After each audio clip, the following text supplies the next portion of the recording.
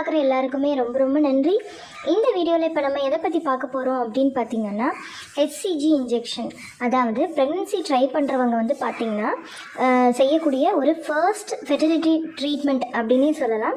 அந்தளவுக்கு இப்போ பார்த்தீங்கன்னா கொஞ்சம் நீங்கள் வந்து ரொம்ப நாளாக ட்ரை பண்ணிகிட்ருக்கீங்க, உங்களுக்கு வந்து ப்ரெக்னன்சி வந்து கன்ஃபார்ம் ஆகவே மாட்டேங்குது அப்படின்னா நீங்கள் வந்து டாக்டர்ஸ் கிட்டே போனதுக்கப்புறம் அவங்க ஃபர்ஸ்ட் ட்ரீட்மெண்ட் பண்ணுறது வந்து பார்த்திங்கன்னா ஒன்று லெட்ரோஸ், குளோமிட் அது மாதிரி டேப்லெட் கொடுத்து பார்ப்பாங்க. அப்படி இல்லைன்னா நெக்ஸ்ட் சைக்கிள் வந்து பார்த்திங்கன்னா HCG இன்ஜெக்ஷன் கொடுப்பாங்க.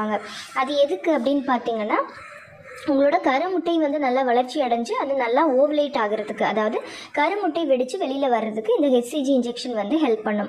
இது HCG அப்படின்னா என்ன அப்படின்னு பார்த்தீங்கன்னா ஹியூமன் கொரியோனிக் கொனடோட்ராபின் அப்படின்னு சொல்லுவாங்க. இது வந்து கர்ப்பம் ஆனதுக்கப்புறம் தொப்புள் கொடியில் உருவாகிற ஒரு வகை ஹார்மோனாக இருந்தாலும் இந்த ஹார்மோனை முன்னாடியே செலுத்தும் போது இது வந்து LH ஹார்மோன், அதாவது லியூட்டினைசிங் ஹார்மோன் மாதிரி செயல்படும். அந்த ஹார்மோன் தான் நம்மளோட கருமுட்டையை வெடித்து வெளியில் வர்றதுக்கு ஹெல்ப் பண்ணும். ஸோ அதே ஹார்மோன் மாதிரி இதுவும் செயல்படுறதுனால கருமுட்டை வந்து நல்லா மெச்சூர் ஆகி நல்லா வளர்ச்சி அடைஞ்சு அது ஓவலேட் ஆகி வெளியில் வரும். இந்த இன்ஜெக்ஷன் போட்டு 36 மணி நேரத்தில் உங்களுக்கு வந்து ஓவலேஷன் நடக்கும். இப்போ வந்து இன்றைக்கி உங்களுக்கு இன்ஜெக்ஷன் போட்டிருக்காங்க அப்படின்னா 36 மணி நேரத்துக்கு அப்புறமா உங்களுக்கு ஓவலேஷன் நடக்கிறதுக்கு வாய்ப்பு அதிகமாக இருக்குது. ஸோ அப்போது நீங்கள் இந்த இன்ஜெக்ஷன் போட்டதுலேருந்தே கூட கணவன் மனைவி சேர்ந்துருந்தீங்க அப்படின்னா ஒரு 2-3 நாளைக்கு சேர்ந்துருந்தீங்க அப்படின்னா உங்களுக்கு அந்த ஓவலேஷன் வந்து மிஸ் ஆகாமல் நீங்கள் கருத்தரிக்கிறதுக்கு ரொம்ப வாய்ப்பு அதிகமாக இருக்கும். அதுக்கப்புறமா பார்த்தீங்கன்னா இந்த இன்ஜெக்ஷன் போட்டது பிறகு வந்து நிறைய பேர் வந்து கமெண்ட் பண்ணி கேட்டுகிட்டே இருப்பீங்க. என்ன அப்படின்னு பார்த்தீங்கன்னா, மேம் நான் இந்த மந்த் வந்து ஃபாலிகுலர் ஸ்டடி பண்ணிகிட்ருக்கேன் அண்ட் HCG இன்ஜெக்ஷன் போட்டாச்சு, எக்கோ ரப்சர்ட் ஆகிடுச்சு அப்படின்னு சொன்னாங்க. இனிமேல் எங்களை சேர்ந்துருக்க சொன்னாங்க. ஆனால் வந்து இதுக்கப்புறம் பின்னாடி சேர்ந்துருக்கலாமா, இருக்கக்கூடாதா, இதுக்கப்புறம் இந்த மந்த்லேயே எனக்கு கன்ஃபார்ம் ஆகிடுமா, அப்படி கன்ஃபார்ம் ஆகிறதுக்கு நான் இன்னும் என்னென்னலாம் பண்ணணும் கொஞ்சம் தெளிவாக சொல்லுங்கள். நான் ரொம்ப கஷ்டப்பட்டு இந்த ஃபாலிகுலர் ஸ்டடி பண்ணி இன்ஜெக்ஷன்லாம் போட்டிருக்கேன். ஸோ எனக்கு இந்த மாதமே கன்ஃபார்ம் ஆகிறதுக்கு ஏதாவது ஐடியா சொல்லுங்கள் அப்படின்னு சொல்லி கேட்பாங்க. ஸோ அதுக்காக தான் இந்த வீடியோவை ஸ்கிப் பண்ணாமல் கடைசி வரைக்கும் பாருங்கள். நிச்சயமாக உங்களுக்கு ரொம்பவே ஹெல்ப்ஃபுல்லாக இருக்கும். இப்போ பார்த்தீங்கன்னா இந்த HCG இன்ஜெக்ஷன் போட்ட பிறகு அதுக்கப்புறமும் கூட நீங்கள் நெக்ஸ்ட் பீரியடுக்கு ஒரு 5 days முன்னாடி வரைக்கும் நீங்கள் வந்து சேர்ந்துருக்கலாம், தப்பே கிடையாது. நிறைய பேர் நினச்சிட்ருக்கீங்க என்னை வந்து டாக்டர் 3 நாள் மட்டும்தான் சேர்ந்துருக்க சொன்னாங்க, அப்போ அதுக்கப்புறம் நான் சேரக்கூடாது. அப்படிலாம் இல்லை, நீங்கள் அதுக்கு முன்னாடி வரைக்குமே நீங்கள் தாராளமாக சேர்ந்துருக்கலாம். இதுக்கப்புறம் வந்து நீங்கள் என்ன பண்ணணும் அப்படின்னு பார்த்தீங்கன்னா, நார்மலாக நீங்கள் வந்து இவ்வளோ நாள் கன்சீவ் ஆகிறதுக்காக ஒரு ஹெல்தி டயட் ஃபாலோ பண்ணியிருப்பீங்க இல்லையா, அந்த மாதிரி ஒரு ஹெல்தி டயட் வந்து இதுக்கு ரொம்ப ரொம்ப முக்கியம். ஏன்னா இந்த இன்ஜெக்ஷன் போடுறதோட நீங்கள் அது எல்லாமே ஃபாலோ பண்ணால் மட்டும்தான் உங்களுக்கு வந்து அந்த கரு கன்ஃபார்ம் ஆகி அது தங்கி கடைசி வரைக்கும் டெலிவரி வரைக்கும் போகிறதுக்கு உங்களுக்கு ரொம்ப ஹெல்ப் பண்ணும். அப்போ நீங்கள் என்ன பண்ணணும் அப்படின்னு பார்த்தீங்கன்னா, ரொம்பவே ஒரு ஹெல்த்தியான லைஃப் ஸ்டைல், ஹெல்த்தியான டயட் வந்து நீங்கள் ஃபாலோ பண்ணணும். அது என்னென்ன அப்படின்னு பார்த்தீங்கன்னா, நான் சொன்ன மாதிரி நட்ஸ் சாப்பிட்றது, அப்புறம் டெய்லி ஒரு கொய்யாப்பழம், ஃப்ரூட்ஸு, மாதுளப்பழம் அது எல்லாமே சாப்பிட்றது, காய்கறிகள், பச்சை காய்கறிகள், கீரை வகைகள், ஃபோலிக் ஆசிட் அதிகமாக இருக்கிற உணவுகள், இல்லை நீங்கள் ஃபோலிக் ஆசிட் டேப்லெட்டில் எடுத்துகிட்டு இருந்தாலும் ஃபுட்லேயும் எடுத்துக்கலாம். அதுக்கப்புறமா பார்த்தீங்கன்னா ரைஸை குறைச்சிட்டு மற்ற காய்கறிகள், பழங்களை அதிகமாக எடுத்துக்கணும். அப்புறம் வந்து பார்த்திங்கன்னா சீட் சைக்கிளிங் கூட தாராளமாக ஃபாலோ பண்ணலாம். அதுக்கப்புறமா இந்த வேலைகள் தான் வந்து அதிகமாக கேட்பாங்க நிறைய பேர். அது என்ன அப்படின்னு பார்த்தீங்கன்னா, மேம் இதுக்கப்புறமா நான் எப்படி இருக்கணும், என்னோடய ரூம் வந்து பார்த்திங்கன்னா 2nd floor 3rd floorல இருக்குது, நான் அடிக்கடி ஏறி இறங்கலாமா இந்த HCG இன்ஜெக்ஷன் போட்ட பிறகு, இல்லையா என்னால் வந்து வேலை பார்க்கலாமா, வீட்டு வேலை செய்யலாமா, துணி துவைக்கலாமா, டெய்லரிங் பண்ணலாமா, இப்படின்னு நிறைய கொஷின்ஸ் அடுத்தடுத்து. இதை விட ரொம்ப முக்கியம், ட்ராவல் பண்ணலாமா, அதுலேயும் பைக்கில் போகலாமா இப்படின்னு சொல்லி கேட்பாங்க. எனக்கு வந்து என் அம்மா வீட்டுக்கு போகிறதுக்கு ஒரு 2 hours ட்ராவல், நான் பைக்கில் போகலாமான்னு கேட்பாங்க. ஸோ இது எல்லாத்துக்குமே ஆன்சர் என்னென்னா, நீங்கள் வந்து வீட்டு வேலைகள் அப்படின்றப்போ இப்போல்லாம் வந்து பெரும்பாலும் எல்லார் வீட்லையுமே வாஷிங் மிஷின் இருக்கும். அதையும் மீறி நீங்கள் கையில் தான் வாஷ் பண்ணுறீங்க அப்படின்னா ரொம்ப ஸ்ட்ரெயின் பண்ணி பண்ணாதீங்க. மற்றபடி நீங்கள் நல்லா ஒரு பலகை போட்டு உட்காந்து கால் மடக்கி வச்சு சமணம் போட்டு உட்காந்து நல்லா தாராளமாக கைகளை யூஸ் பண்ணி நீங்கள் துணி துவைக்கலாம். அது தப்பே கிடையாது. நம்ம ஒன்றும் பெருசாக அப்படியே பெரிய பெரிய பெட்ஷீட் அதெல்லாமே நம்ம ஒன்றும் கஷ்டப்பட்டு அலச போகிறது கிடையாது. அந்த மாதிரி ரொம்ப வெயிட்டான பெட்ஷீட்டெல்லாம் அலச வேண்டிய சூழ்நிலை இருந்து அதை நீங்கள் செய்யாமல் உங்கள் ஹஸ்பண்டை செய்ய சொல்லுங்கள். அதுக்கப்புறமா பார்த்தீங்கன்னா மாடிப்படி ஏறி இறங்குறது என்ன அப்படின்னா, தாராளமாக ஒரு நாளைக்கு 2-3 முறை கூட ஏறி இறங்கலாம். ஆனால் வந்து மெதுவாக நிதானமாக ஏறி இறங்கணும், அதுதான் விஷயம்.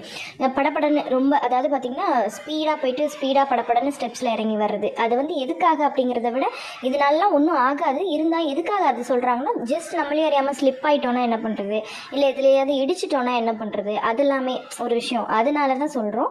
மற்றபடி நீங்கள் தாராளமாக ஏறி இறங்கலாம். ஆனால் நிதானமாக கால்கள் ரெண்டையுமே பேலன்ஸ் பண்ணி ஊனி ஏறி இறங்குங்க. அதனால எந்த பிரச்சனையுமே கிடையாது. அதுக்கப்புறம் பைக் ட்ராவல் அப்படின்னா பைக்கில் ட்ராவல் பண்ணுறதுனால எந்த பிரச்சனையும் கிடையாது. ஆனால் நம்ம ரோடு தான் பிரச்சனை. ஒருவேளை நீங்கள் போகிற ஏரியாவில் ரோடு சரியில்லை, ரொம்ப ஷேக் ஆகுது, அந்த மாதிரி இருந்தால் நீங்கள் கொஞ்சம் பைக் ட்ராவல் அவாய்ட் பண்ணிவிட்டு காரில் இல்லை ஆட்டோவில் போகும்போது கூட ரொம்ப ஷேக் ஆகும். ஸோ அதனால் பார்த்து போகக்கூடிய இடத்தை பொறுத்து நீங்கள் டிசைட் பண்ணிக்கலாம். ஒருவேளை நீங்கள் போகிற ரோடு ஹைவேயாக இருக்குது, எந்த பிரச்சனையுமே இருக்காது, ஸ்மூத்தாக நாங்கள் பாட்டுக்கு போயிடுவோம் அப்படின்னா நீங்கள் தாராளமாக பைக்கில் போகலாம், மெதுவாக போகலாம், தப்பே கிடையாது. இல்லையா கேபில் போகலாம், தாராளமாக தப்பே கிடையாது. லாங் ட்ராவல்லாம் பண்ணோன்னா ரொம்ப மேக்ஸிமம் வந்து பார்த்திங்கன்னா நீங்கள் ட்ரெயின் ப்ரிஃபர் பண்ணுங்கள். அதுதான் பெஸ்ட்டு. உங்களுக்கு வந்து எந்த ஷேக் இருக்காது, எந்த அதிர்ச்சி, உடம்புல எந்த விதமான அதிர்ச்சியும் ஏற்படாது, நீங்கள் ரொம்ப ஸ்ட்ரெயின் பண்ண வேண்டிய அவசியம் இருக்காது, டாய்லெட் யூஸ் பண்ணிக்கலாம், எல்லாமே பண்ணிக்கலாம். ஸோ அதனால் ரொம்ப லாங் ட்ராவல் அப்படின்னா நீங்கள் வந்து ட்ரெயின் இல்லைன்னா மேக்ஸிமம் ஃப்ளைட்டு அந்த மாதிரி சூஸ் பண்ணிக்கோங்க. அதுக்கப்புறமா பார்த்தீங்கன்னா டெய்லரிங் ஜாப் பண்ணலாமா? நான் வந்து ஃபாலிகுலர் ஸ்டடி பண்ணி இப்போ தான் ஒரு வழியாக HCG இன்ஜெக்ஷன் போட்டிருக்கேன் மேம், இந்த மந்த் எனக்கு எப்படியாவது கன்ஃபார்ம் ஆகணும்னு நான் ரொம்ப எதிர்பார்க்குறேன், ஆனால் வந்து நான் டெய்லரிங் ஜாப் பண்ணுறேன், அப்போ வந்து எனக்கு அதனால தான் தள்ளி போகுதா அப்படின்னு சொல்லி நிறைய பேர் கேட்டிருக்கீங்க. அதாவது டெய்லரிங் ஜாப் பண்ணுறதுனால எந்த பிரச்சனையுமே கிடையாது. ஆனால் வந்து நீங்கள் உடம்பு வந்து அதுக்கேற்ற மாதிரி நல்லா கூலிங்காக வச்சுக்கணும். நீங்கள் இன்னொன்று டெய்லரிங் ஜாப் பண்ணும்போது மேக்ஸிமம் உங்கள் கால்கள் மட்டும்தான் வேலை செய்யும். உங்களுக்கு அடி வைத்து பொறுத்த வரைக்கும் அவ்வளோவா எந்த ஸ்ட்ரெயினுமே இருக்காது. உங்களோட கைகளும் கால்களும் மட்டும்தான். நீங்கள் வந்து கையில் பெடல் பண்ண போகிறீங்க, காலில் பெடல் பண்ண போகிறீங்க, கையில் வந்து தைக்க போகிறீங்க.